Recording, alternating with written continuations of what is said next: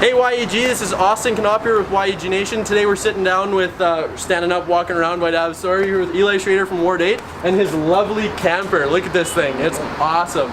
Thanks for joining us today, Eli. Thanks for having me. So first off, tell us a little bit about why you joined the race. Absolutely. Well, what I'm trying to do and what I'm wanting to do is change the way that our government interacts and communicates with its constituents.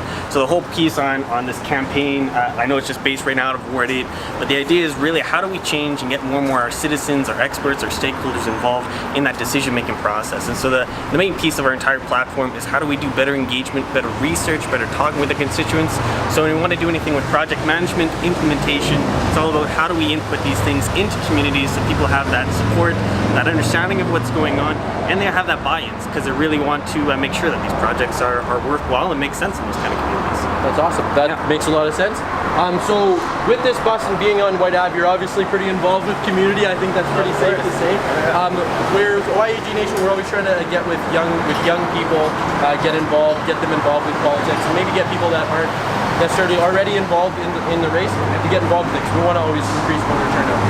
What's the one way that you would ask people to communicate with you or with the politics to try and get them involved? Yeah, absolutely. Well, in addition to so this is our mobile campaign office, and we've officially called it GUS, the Game Changer bus. So the whole point of this is making sure that we're as accessible to our candidates, to the constituents within the area as much as possible. So we're going into neighborhoods, we're making sure that residents know when we're going to be there. We want to make sure that we're going out, we're talking to people on the street, and as well getting as involved as we can with different events that are happening within the area.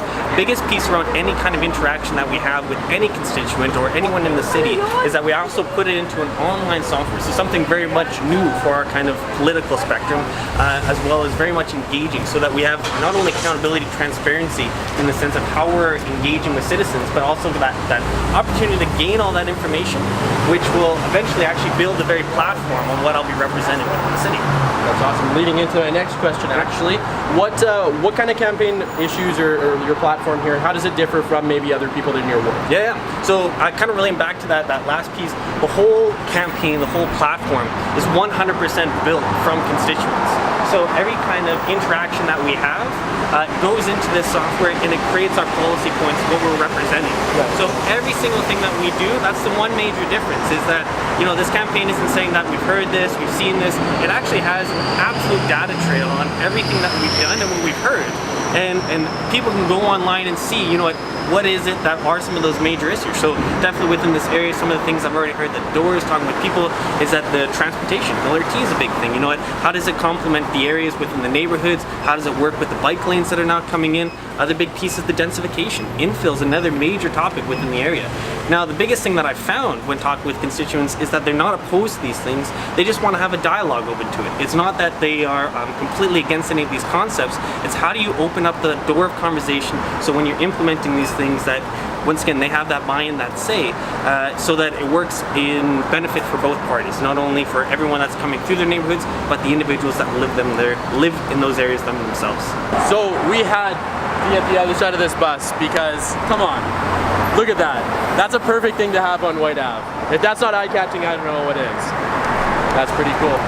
So, continuing on kind of from where we were talking about, with the YEG Nation, we're trying to engage a lot of these younger people in the younger communities and get these people out to talk about their lives and really make a difference here. How do you plan on doing that with your campaign? So there's been a couple pieces that I put in place in the last also couple years when prepping for this run for council. One being that I joined the Alumni Council back at the University of Alberta about a little over a year and a half ago. Really wanted to get reconnected with the university, understand what's going on there, being able to reconnect with that younger demographic. I joined a variety of different clubs here on the White Ave area, specifically one with the Old Squana High School, helping develop their Interact Club, getting more and more kids involved in how do you do community service, how do you get involved with bigger issues that are not only local, but very much on a larger scale throughout the world. And as the same sense worked a little bit with the Armory here in the White Ave area and helping out with some more programming that help out with our homeless youth and assisting them in how do you get off those streets to be able more sustainable and have more of those tools so that you can be once again an individual that necessarily doesn't have to rely on a lot of those social programming and pieces once again within the government sector or anything like that. The biggest piece, once again, with our campaign, I'll say though, is when it comes to any kind of engagement, making sure government's accountable, the piece is that I think from a younger demographic perspective is ensuring that we're being financially responsible. And so when it comes to that open dialogue with taxpayers, we want to make sure that our planning process today is going to be something that lasts us for a long period of time and generations to come. At the same sense, does that mean we really should be creating a lot of debt? Is that something that our younger demographic, our generations are going to want to be able to pick up and put on their own shoulders? And so when I'm really talking about engagement, I'm also wanting to really force in that piece around that we need to be financially responsible on how we're spending these dollars, and the people that we are representing are having their inputs, because it is necessarily that public money that we are putting towards any one of these projects. We're on White Ave. We're in the most multicultural city that I've ever been in. Yeah. And I mean, I haven't traveled that much, so don't hold myself to that. But where do you see the city diversifying next? Do you see something like that in candidacy, or do you see that more at the community level and maybe opening up more programs, being more inclusive of genders, cultures, people like that? Where do you see Edmonton going with it? Where I see is that Edmonton is right kind of on the cusp, and I like to think, once again, this campaign is kind of pushing Edmonton's political spectrum that next step forward, in the sense of how are we also not only engaging a very diverse population, ensuring that majorities, minorities all have their voices heard, have their opportunity to have an even playing field when it comes to that decision-making practice. So it's not just, once again, the loudest or the squeaky wheel always gets the grease. It's how do we make sure that not only our engagement practices are diverse in the sense of getting to many demographics of people, but ensuring that those voices are also being well represented and they know what's happening when they give their input. That's really cool. Yeah. The one thing that I really like to always ask everyone, because we've gotten a different answer from everybody. Yeah. How did you end up in Edmonton? Have you been here your whole life? Yeah. Where? Tell me your story. By all means. So I've been in Ward 8 for the last 10 years. I'm originally just from Leduc. I came here when I went to University of Alberta, and ever since then I've just loved the area. I've loved the energy, the environment that's going on. Very much I feel that this area still has a heartbeat of Edmonton's kind of cultural imprint that Edmonton still kind of feeds off a very unique part of the city. So from there, I left university. I went into a little bit of marketing, but then I kind of went into the inner city, the nonprofit sector. And I got really passionate working with individuals that are living in poverty and homelessness. So for the last about 3.5, 4 years, I've been working at Bissell Center, helping a lot development in their programs, assisting in individuals that are chronically homeless, anything from mental health to victim services, and helping develop new programs on how we want to be more proactive when addressing these kind of issues. That job really kind of fueled the fire on wanting to know how we truly not only listen. That job is very much client-centered, and when you have that ability to connect with someone and truly listen what it is that they want to be able to do in their own lives, once they have that buy-in, the planning, the being able to work with that individual is far greater, and you get far better outcomes when you have that individual's input. So from there, really kind of gave that foundational input of what it is that I wanted to do. This actually process has been a 2-year kind of planning piece.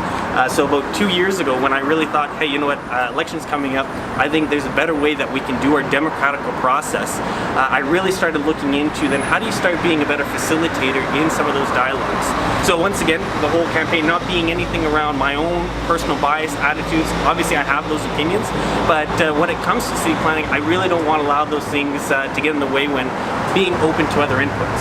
So what I started to do is look into how do you facilitate, how do you create dialogue with individuals. Became very much well versed in public engagement, mediation, consensus building, and through these kind of techniques that I've studied in the last couple of years, it's through these tools that I'll use enabling or allowing for individual inputs to come together to build that consensus and ultimately have a better kind of infrastructure when it comes to planning and implementation of any project that's worthwhile, that the citizens think are worthwhile implementing. That's awesome. Yeah.